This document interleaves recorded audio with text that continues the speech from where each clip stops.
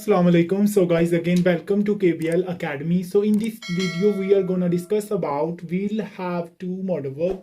Mean के आज की इस वीडियो में हम बात करेंगे will have to modal verb के बारे में. So if we talk about will have to modal verb, first of all अगर हम बात करें इंग्लिश में तो will have to modal verb को हम लोग यूज करते हैं. It is used to express necessity in the future. Mean कि हम लोग will have to modal verb को यूज करते हैं to express जाहिर करने के लिए necessity मतलब कि ज़रूरत या मजबूरी इन द फ्यूचर मुस्तकबिल में जो आने वाला वक्त होता है उसमें अगर हम नेसेसिटी की बात करें या उसको एक्सप्रेस करना चाह रहे हैं तो हम will have to modal verb को यूज़ करेंगे. जस्ट लाइक जैसे हम लोगों ने जो हैज़ टू मॉडल वर्ब था, हैव टू मॉडल वर्ब था, as well as had to modal verb था, उनको हम लोगों ने प्रेजेंट एंड पास्ट टाइम के लिए यूज़ किया था. सो आज की वीडियो में हम नेसेसिटी को इन द फ्यूचर बात करेंगे. So let's talk about. अगर हम बात करें उर्दू जुमलों में तो उर्दू जुमलों के आखिर में अगर ना होगा, नी होगी, पढ़ेगा, पढ़ेंगे, पढ़ेगी या ने होंगे वगैरह आता है तो ये सारे जुमले हमारे पास will have to modal verb के होंगे. सो अगर हम बात करें इसकी सेंटेंस मेकिंग के बारे में कि will have to modal verb को यूज करते हुए हम लोग सेंटेंस कैसे बिल्डअप कर सकते हैं, ये सेंटेंस की अरेंजमेंट क्या होगी. सो सेंटेंस मेकिंग के लिए फर्स्ट ऑफ ऑल हम सब्जेक्ट लेते हैं जो हम सबसे पहले लगाते हैं. देन हम लोग will have to modal verb लगाते हैं. देन हम लोग फर्स्ट फॉर्म ऑफ वर्ब को लगाते हैं जो हमारी सेंटेंस में आती है. एंड लास्ट पे हम लोग ऑब्जेक्ट और एनी अदर वर्ड लगाते हैं जो हमारी will have to modal verb के सेंटेंसेस बनाने में इस्तेमाल होते हैं. सो अगर हम बात करें इसके रेलिवेंट एग्जांपल्स की जो will have to modal verb को यूज करके बना सकते हैं तो ये हमने कुछ सेंटेंसेस लिखे हैं.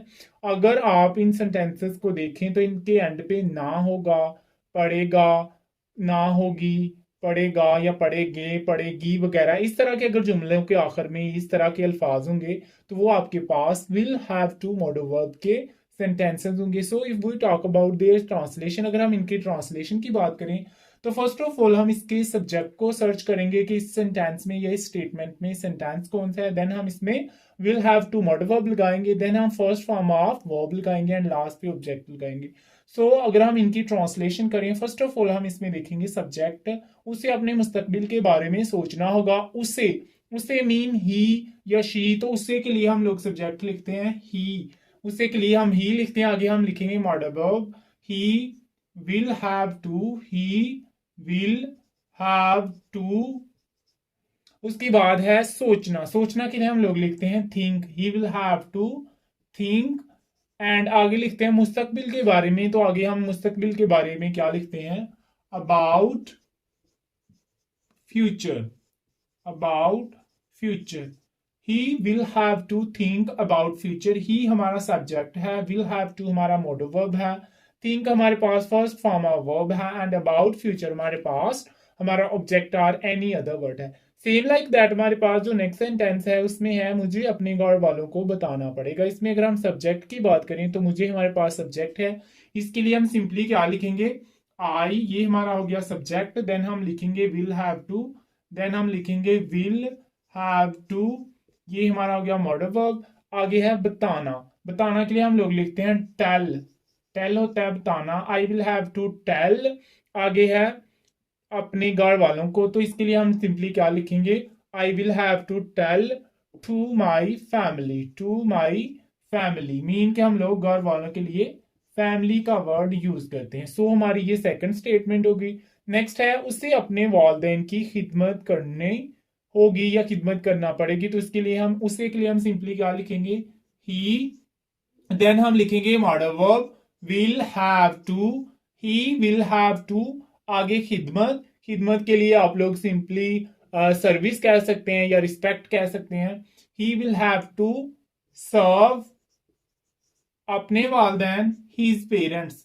He will have to serve his parents. He will have to serve his parents. So इसी तरह नेक्स्ट लास्ट सेंटेंस है अली को अब सच बोलना पड़ेगा. इसके लिए फर्स्ट ऑफ ऑल हम लिखेंगे अली जो हमारा सब्जेक्ट है. देन हम लिखेंगे modal verb Ali will have to.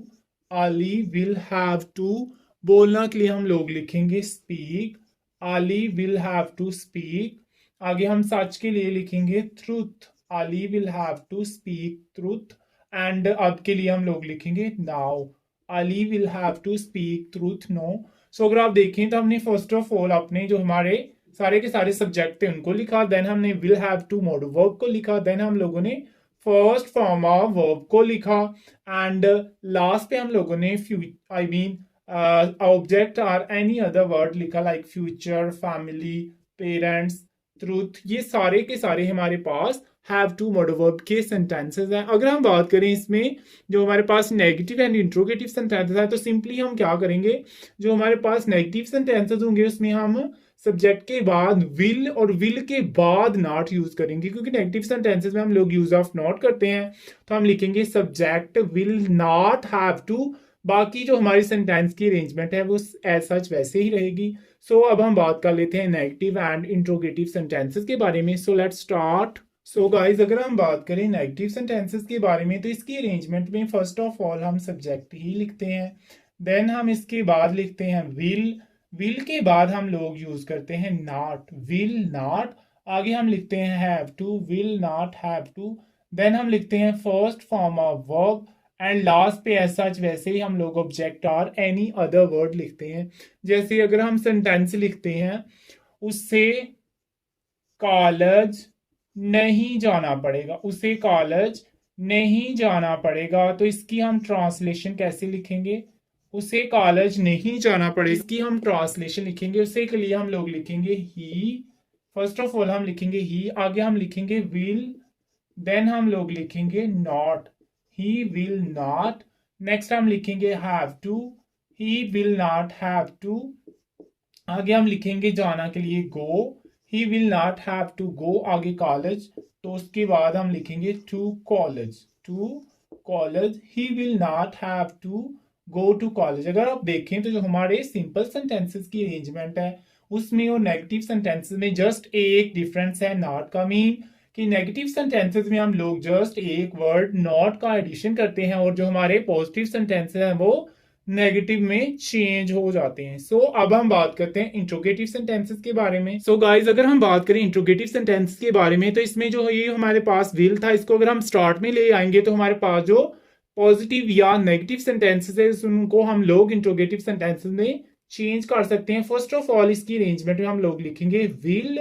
Then हम लोग लिखेंगे सब्जेक्ट, सब्जेक्ट के बाद हम लोग लिखेंगे हैव टू, देन हम लिखेंगे हैव टू, उसके बाद हम लोग लिखेंगे first form of verb, and last पे एज सच वैसे ही हम लोग ऑब्जेक्ट और एनी अदर वर्ड को यूज कर सकते हैं। सो फर्स्ट ऑफ ऑल हम लेंगे विल, देन हम लोग लिखेंगे सब्जेक्ट, देन हम लिखेंगे हैव टू, देन हम लिखेंगे first form of verb, and last पे हम लोग ऑब्जेक्ट और एनी अदर वर्ड लेंगे। जैसे आप सिंपली एग्जांपल ले सकते हैं, क्या उसे दूध लाना पड़ेगा, क्या उसे दूध लाना पड़ेगा।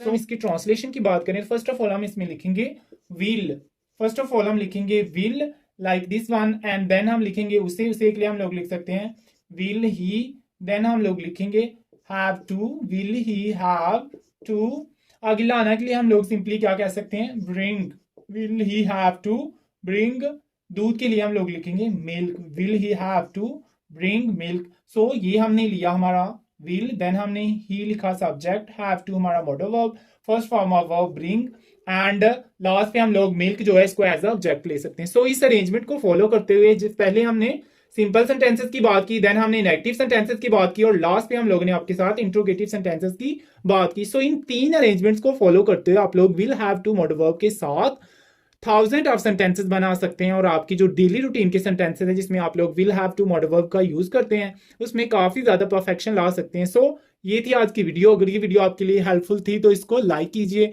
और अपने फ्रेंड के साथ शेयर कीजिए और हमारे चैनल को सब्सक्राइब कीजिए। मिलते हैं नई वीडियो के साथ, तब तक के लिए अल्लाह हाफिज।